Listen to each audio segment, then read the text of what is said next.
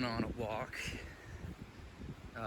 in my home turf, trying to look for some cool edible plants or anything else that catches my eye.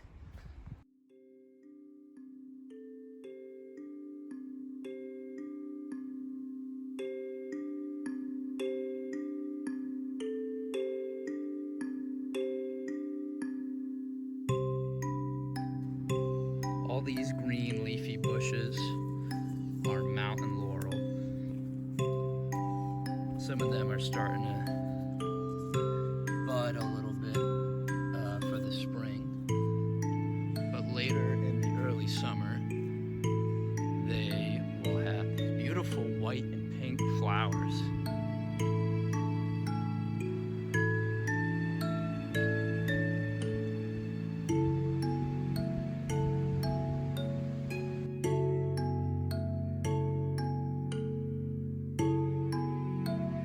This different leafy bush is a blueberry bush. You can see already starting to get some blueberry flowers. I call these blueberry bells because they look like little bells hanging upside down. You can eat the flowers just like you eat the berry, just not as flavorful. It just tastes like the skin of the berry, not the actual berry itself. Those will be out pretty soon.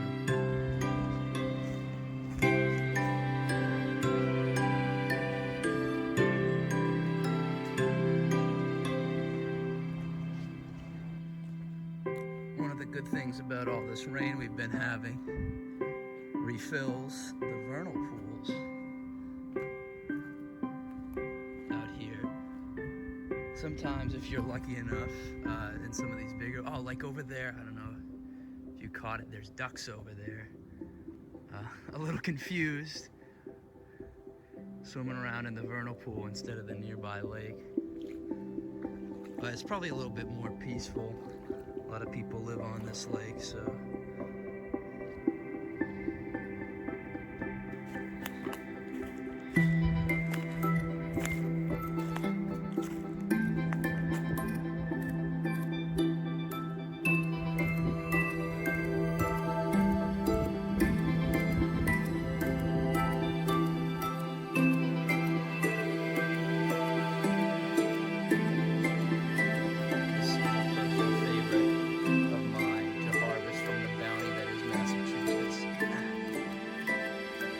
Sap from the white pine tree.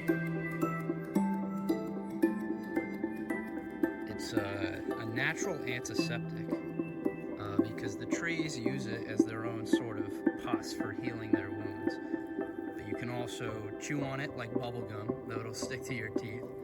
Set it on fire to help you start a campfire, or boil it down and render it into pine pitch, which can be used to treat lumber or waterproof certain things, or use as a glue as well. But it's very, very, very sticky. It gets all over your hands. These tall pine trees here are the same tree that makes that sap. It's just easier to harvest it from the baby ones. This is the eastern white pine. The word skyscraper that we use to refer to very tall buildings was originally used to refer to the tallest mast on a sailing ship. When New England was first being colonized, one of its main exports were these tall pine trees that grow directly straight up. They were used to make those skyscrapers for those ships. So I like to think of the white pine as the original skyscraper.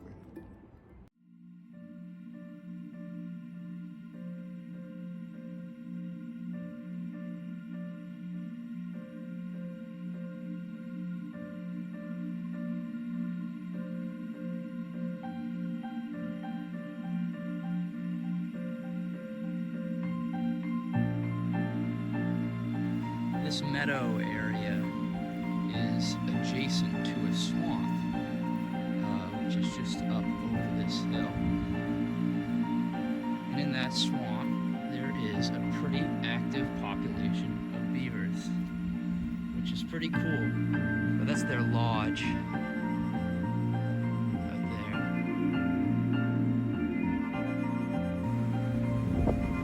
That small waterfall over there is the Beaver's Dam. But it's overflowing pretty bad right now with all the rain we've been having.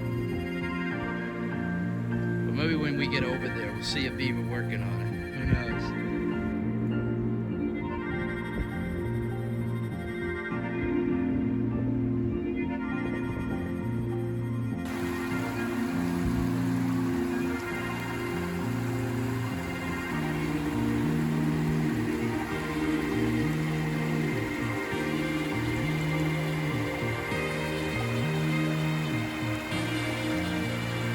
The swamp feeds into a larger lake that on the other side has another beaver dam with a completely different population of beavers.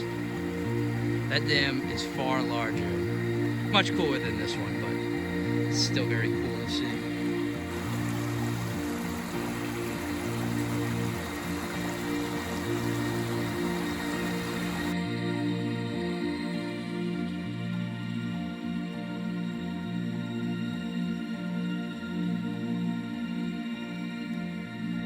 These small leaves that stick very close to the ground are called wintergreen, like wintergreen mints. You can chew on them or use them in a tea, eat a nice minty flavored tea. They also grow little small berries that have the same minty taste. And they're supposed to be some sort of a painkiller.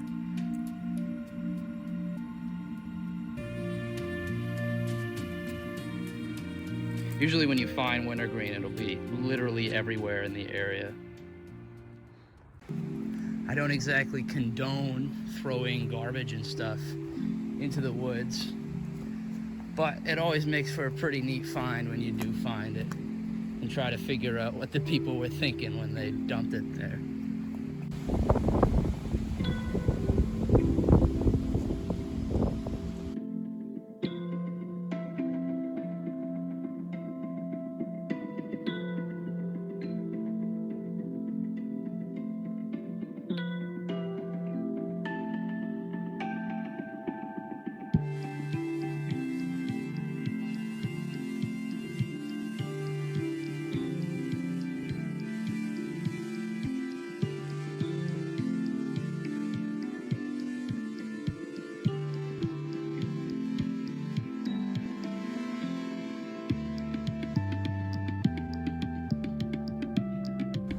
Here's a very uniquely New England thing to find in the woods, a stone wall. These are relics from the colonial days of New England, when farmers would clear their fields for crops and whatnot. They would take all the rocks they found and put them on the border of their property to make a wall. But because we live in New England, this would happen every year. Frost heaves from the winter would push up new rocks, and the farmers would go out, pick the rocks, and put them into their stone wall year after year. Because of this, there are tens of thousands of miles of stone walls in the woods of New England. A lot of them are protected by the Scenic Roads and Highways Act, which makes it so when they change a road or a highway, they have to do it around the wall to preserve the history of New England.